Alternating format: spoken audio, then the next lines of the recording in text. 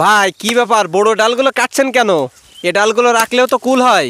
এ ডালগুলো রাখলে ভাই কুল হয়, তবে কুলগুলো তত একটা খুব বেশি বড় হয় না। গাছের প্রতি বছরের না এই ডালগুলো কাটলে যে সুবিধাটা হয় সেটা হচ্ছে নতুন কষ হয়, সেই কষে ভালো ভালো কুল হয়, বড় বড় কুল হয়। তাছাড়া যদি এই ডাল যদি আমি রেখে দিই তাহলে কুলগুলো হবে ছোট ছোট, আর পোকামাকড়ের উপদ্রব হবে বেশি, আর নতুন কষে শক্তি থাকে বেশি, কুলও হয় বড় বড়। এটাই হচ্ছে সবচাইতে প্রধান কারণ হচ্ছে এই কুল গাছের ডাল প্রতি বছর কাটা। গাছের ডাল আগাম যদি কাটা হয় তাহলে দ্রুতই কষ বের হয় এবং সেই কষে দ্রুতই কুল আসা সম্ভব।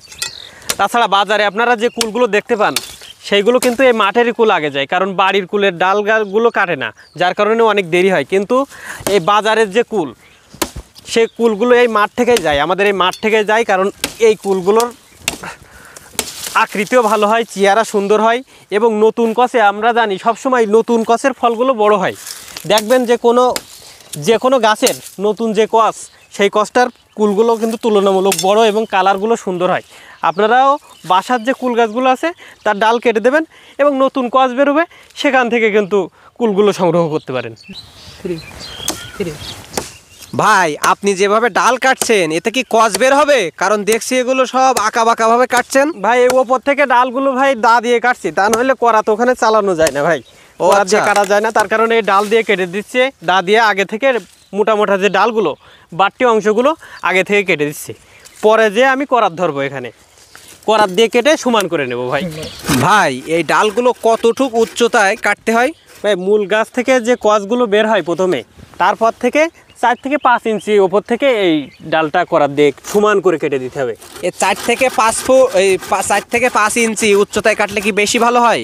হ্যাঁ ভাই, এখান থেকে কষ বের হবে, এবার এই 4 থেকে 5 ইঞ্চি রেখে কাটলে আপনার এখান থেকে গোড়া থেকে কষ বেরোবে। যদি আমি আরও একটু নিচে থেকে কাটি, যদি এই অংশটুকু যদি শুকায় যায়, তার কারণে একটু উঁচু করে কাটছি। ও আচ্ছা, এই যে দেখা যাচ্ছে যে মূল গাছ থেকে যে 4-5টা ডাল বের হয়েছিল সেগুলো কিন্তু এই সমতলে আমি কেটে দিছি। আর এই সমতলে কাটার ফলে এবার নতুন যে কষগুলো বের হবে সেগুলো সুন্দরভাবে উঠবে ওপরের দিকে। আপনারাও এভাবে সমতলভাবে কাটবেন, তাহলে দেখবেন যে কষগুলো সুন্দরভাবে বের হচ্ছে। ভাই এই ডালগুলো আপনি কি করবেন? এই ডালগুলো ভাই জ্বালানির কাজে ব্যবহার হবে। এই যে আপনারা দেখতে পাচ্ছেন ভালো ভালো লগ সিস্টেমের জ্বালানি, এই যে। আর এই কুলের জ্বালানিগুলো, এই জ্বালানি কাঠগুলো ব্যবহার করা হয় ইটের ভাটায় এবং বিভিন্ন হোটেলে এবং বাড়িতে রান্নার কাজে, বিভিন্ন কাজে এই ডালগুলো কিনে নেয়। ভাই এই ডালগুলো কিভাবে বেচা কেনা হয়? এই ডালগুলো ভাই ওজন দরে বিক্রি হয়, বেশিরভাগই মন চুক্তি আকারে বিক্রি হয়। এ কেমন এর মন? এই এক মন পড়ে 150 টাকা, 150 টাকা করে মন। এই ভিজে অবস্থায়, এই নতুন যেভাবে কাটা হয় যখন, সেই অবস্থায়, এ কিন্তু শুকনোভাবে না, আগে থেকে বলে রাখি, এগুলো ভিজে অবস্থায় 150 টাকা মন। দর্শক আপনারাও চাইলে এভাবে বাড়ির কুল গাছগুলো কাটতে পারেন এবং আগামীতে ভালো ফলন নিতে পারেন।